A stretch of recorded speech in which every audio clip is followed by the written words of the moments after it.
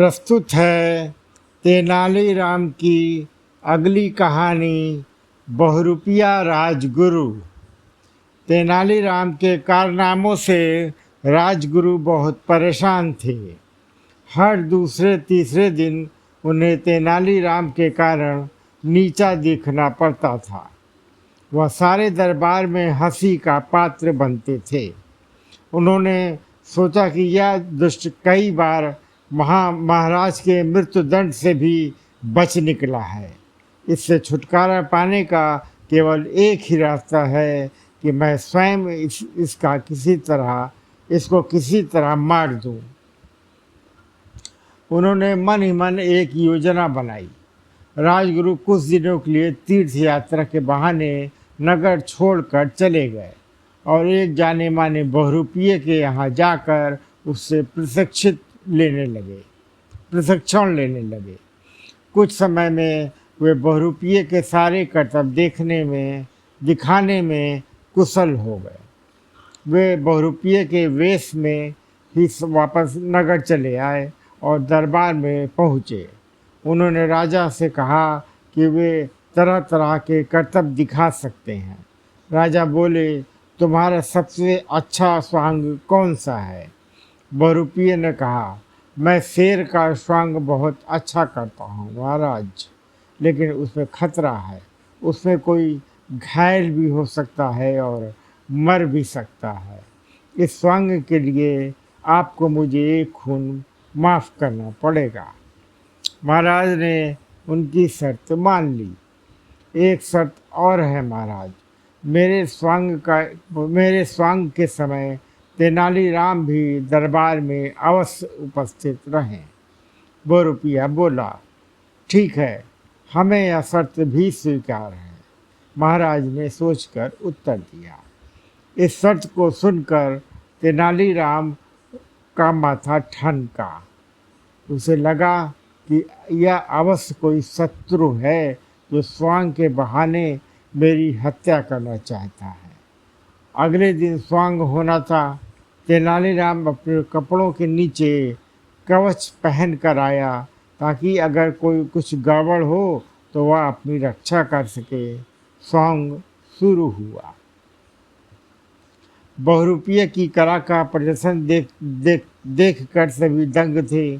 कुछ देर तक उछलता कूदता करने के बाद अचानक बहुरूपिया तेनालीराम के पास पहुंचा और उस पर झपट पड़ा। तेनालीराम तो पहले से ही तैयार था। उसने धीरे से अपने हथनखे से उस पर वार किया।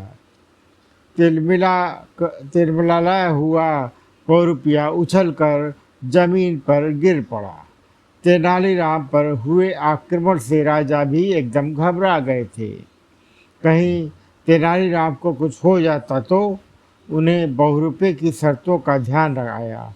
एक खून की माफ़ी और तेनालीराम के दरबार में उपस्थित रहने की शर्त। अवश्य दाल में कुछ काला है। उन्होंने तेनालीराम को अपने पास बुलाकर पूछा, तुम ठीक हो ना? घाव तो नहीं हुआ? तेनालीराम ने महाराज को कवच दिखा दिया। उसे एक खरोंच भी न आई थी।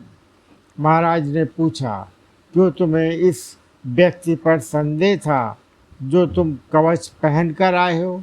महाराज, अगर इसकी नीयत साफ होती तो यह दरबार में मेरे उपस्थिति रहने की शर्त न रखता। तेनालीराम ने कहा। महाराज बोले, इस दुष्ट को मैं दंड देना चाहता हूँ। इसने तुम्हारे प्राण लेने का प्रयत्न किया है।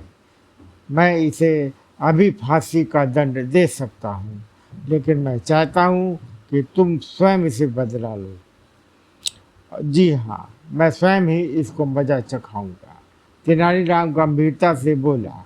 वह कैसे? महाराज ने पूछा। बस आप देखते जाइए, तेनालीराम ने उत्तर दिया।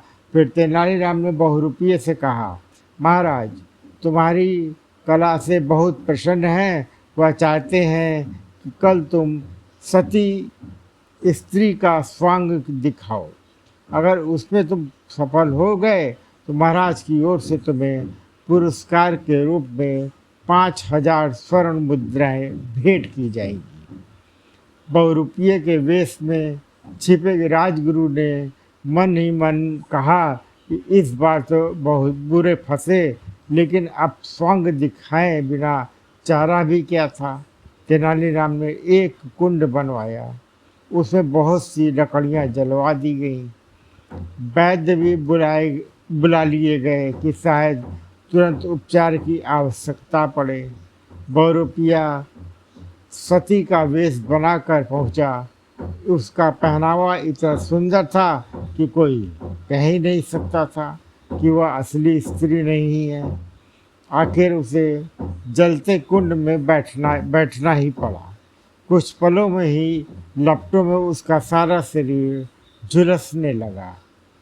तेनालीराम ने यह देखा ना गया। उसे दया आ गई। उसने बहुरूपिये को कुंड से बाहर निकलवाया। राजगुरु ने एकदम अपना असली रूप प्रकट कर दिया और तेनालीराम से क्षमा मांगने लगा। तेनालीराम ने हंसते हुए क्षमा कर दिया और उपचार के लिए वैद्य को सौंप दिया। कुछ दिनों में राजगुरु स्वस्थ हो गए। उसने तेनालीराम से कहा, आज के बाद मैं कभी तुम्हारे लिए अपने मन में शत्रुता नहीं लाऊंगा। तुम्हारी उदारता ने मुझे जीत लिया है। आज से हम दोनों अच्छे मित्र की तरह रहेंगे। तेनालीराम ने राजगुरु को गले लगा लिया। उसके बाद तेनालीराम और राजगुरु में कभी मनमुटाव नहीं। धन्यवाद।